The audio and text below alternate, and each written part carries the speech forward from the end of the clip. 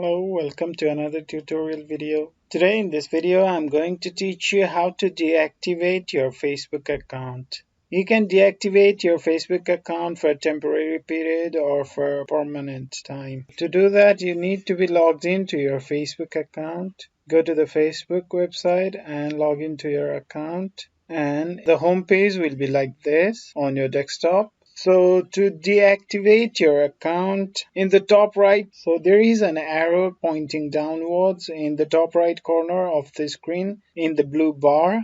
So you have to click on that and go to settings on that menu. And in this page, go to security and login. To deactivate your Facebook account, you have to go to the third option on the left side of the screen, which is your Facebook information. Click on that and Facebook will take you to this page.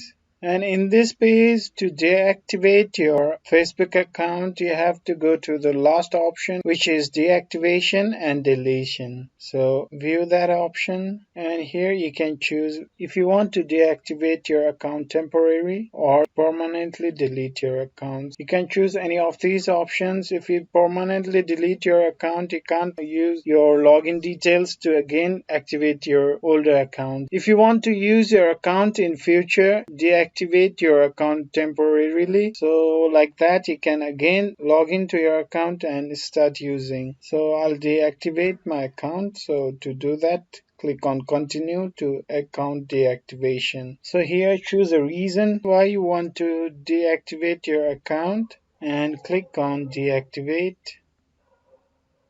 And in this pop-up screen, click on deactivate now.